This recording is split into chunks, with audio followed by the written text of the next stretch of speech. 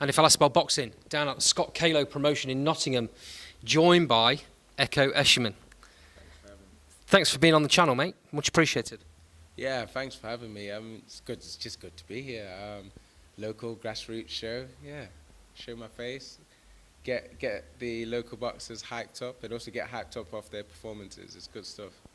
You know what? Having fighters like yourself down here that have been there and done it, and still doing it, it gives these guys a bit of a boost, a bit of a push, especially the ones that are only coming through. You know, 1 and 2 and 0 fighters.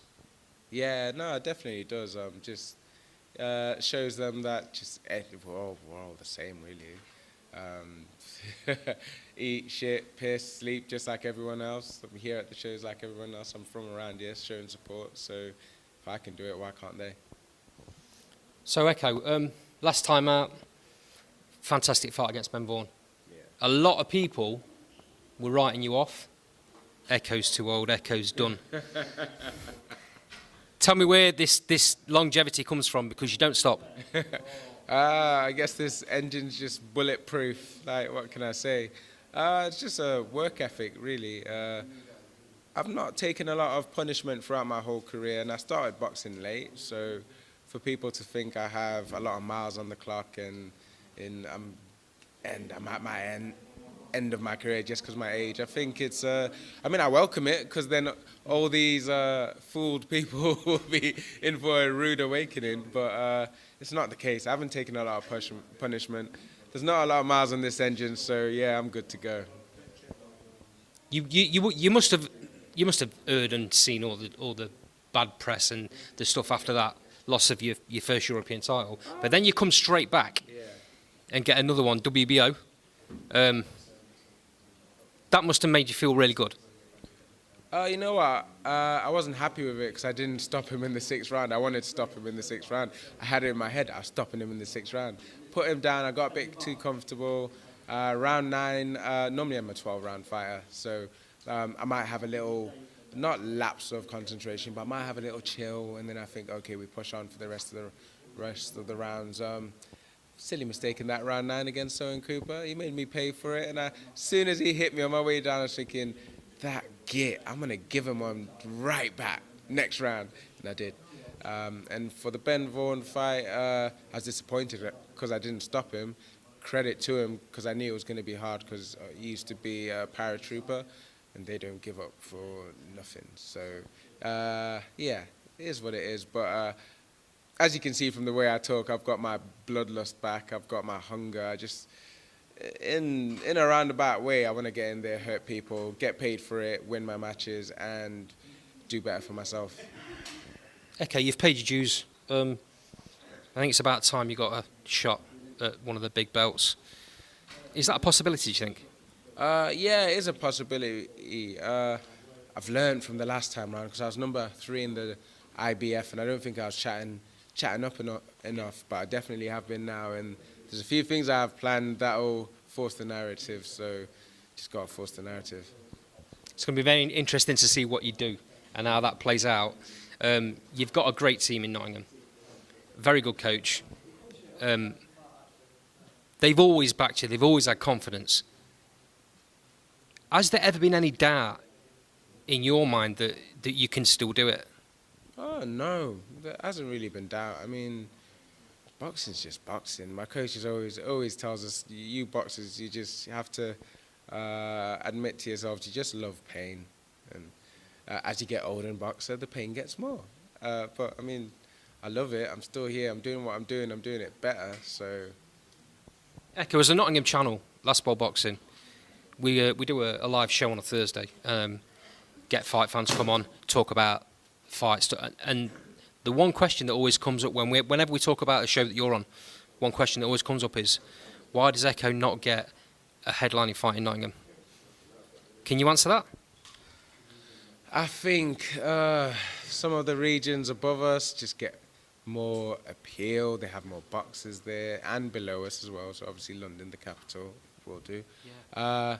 But I mean, I wouldn't say don't hold your breath, because I'll say hold your breath. Something's coming soon. You know, there's obviously you've got Ezra as well, fighting well out of Nottingham. it'd be great to have you two on a show in Nottingham, one of you headlining, one of your chief support, right? Oh, definitely. We've already we've already made it blatant to Frank. Like Nottingham, Leicester, Derby, anywhere close to Nottingham. Me and Ezra are on it. We're stealing the show, and I mean other boxers from Nottingham as well. And I mean, who knows? Just wait till there's a big show. Say if Lee got his fight at the City Ground, you know me and Ezra on that. Like, people have seen in my career, I'm happy to jump promotion and take a risky fight with the Congo fight, and I'll come back with the silverware. So, yeah. From what I understand, Lee's got some pending fight news potentially coming. You may even know, and I'm not going to push on it. Pending fight news coming really soon. Potentially a big fight. Potentially, because Lee's a free agent, I believe, at the minute. So potentially a new promoter as well. If this one isn't at the City Ground, then surely in the summer it's got to happen. Yeah, like I said, hold your breaths. I'm going to take that as a possibility. I want to touch on something that is very controversial in boxing in your weight division, and that's what's happened with Conor Benn over the last 2 years. I don't know what you can and can't say about it, but it seems like whatever's been said and done, he's getting his licence back. How do you feel about that? To be honest, I was surprised he ended up serving as long of a time for his ban as he did, having such a prolific name in boxing. I think if he got done for drugs, he got done for drugs. There's no two ways about it. I just see him as someone who got done for drugs. Would I hold it against him? If he was fighting me, yes, the thought would cross my head, like, is he juiced? Like, is he not?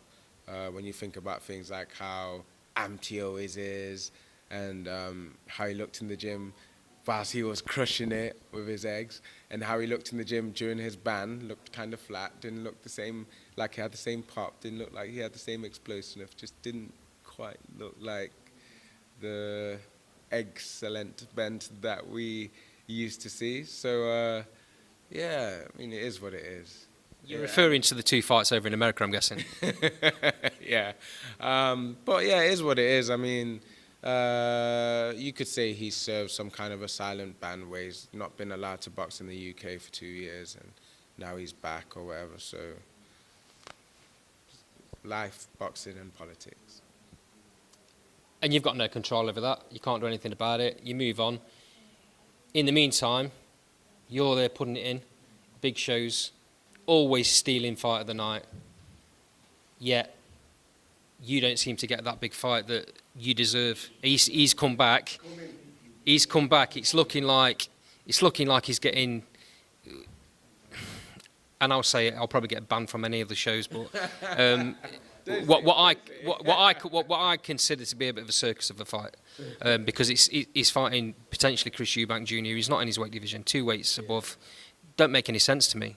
It's just the family feud appeal. So I mean, if it speaks to the masses and the broadcast companies like the narrative, it's going to work. So you just have to work your narrative in boxing, which I've learned the hard way. And don't worry, I'll be working my own narrative. We've got some good stories to cook up. Ekow, you've always been very respectful, and you've probably said, you just said it earlier on yourself, you maybe haven't pushed it too much and called too many people out. Is it time to be doing that now? Oh, yeah, definitely. I mean, the likes of Boots, the likes of Brian Norman, top of the WBO, the guys in front of him, it's just got to that point. It's like the switch has clicked, and I might just turn up at some of their gyms and be like, yo, what's happening? Like, we need to get it cracking, man. In my opinion, you deserve, after everything you've done and the fights you've put on, you deserve a big shot, a big payday, whether it be here or over in the States. And I'm sure you travel. Yeah, I'd be happy to travel. I mean, if you want to beat the best, you want to be the best, you have to beat the best. And yeah, I'll travel. I'll go to the Lion's Den, come back with its mane. Ekow, I really, really appreciate your time. Thanks for joining Last Ball Boxing. Yeah, thanks. And we'll follow you going forward as always. Cheers, thank you. Thank you, mate.